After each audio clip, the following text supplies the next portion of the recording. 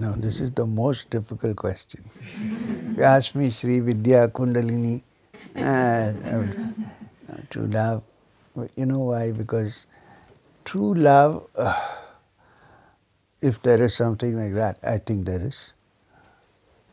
is a divine gift. It's not humanly made. It's not part of the brain. It's something to do with the heart. Okay? When I say heart, I'm not talking about the organ that pumps blood. No, the core of your consciousness, heart of the matter. And love cannot be cultivated. If you cultivate it, becomes a commodity. Right? And love is something spontaneous which wells from the heart and seeks nothing in return. Nothing. Love is giving rather than taking anything. Now, this is not so easy in life. Now, when this becomes good and perfect in a human being, then it turns into divine love. Divine love is to fall in love with the Supreme Deity and not anything that is physical in this world.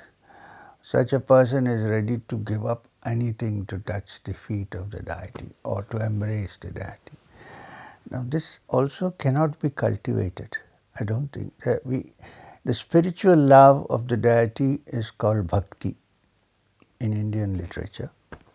The other love, which is physical, is also part of that. It's not separated from it. But when it becomes so good and so subtle that your love is very divine, when you expect nothing in return, even the ordinary love can turn into divine love. Then the desire or kama turns into bhakti, called para-bhakti.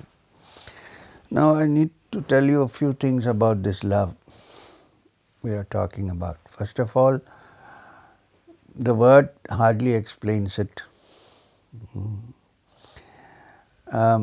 As I said, it cannot be cultivated. If you cultivate it, then it becomes a practice. You can't practice love, it has to be there. I think when the mind becomes very pure and unselfish, to a great extent, then what is called love wells up in the heart. And then others can feel it. And I think the only way one can find it is not through any technique, but by perhaps one way is when somebody is there who has had that experience of love and you sit with that person, perhaps you begin to experience it. There's no other, I know of no other way.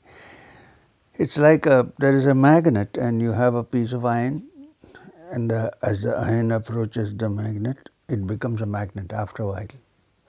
But when you remove it, it's back into iron. It's a temporary magnet. But in this field, in this particular thing we're talking about, if somebody is a great spiritual being who has understood this great thing called love and compassion, it's like a magnet. So when the iron goes, it becomes a magnet. It understands what this is. And there's no other way to understand, no words to understand. It's an unfolding of the heart. When it understands it temporarily, then gradually it becomes permanent understanding.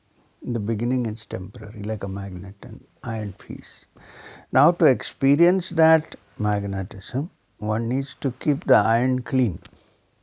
All the sadhana that we do, all the practices that we do, all the unselfish acts that we do, all the good things that we do, they are all like polishing, cleaning the iron. Because if an iron gets rust on it, it will not become a magnet.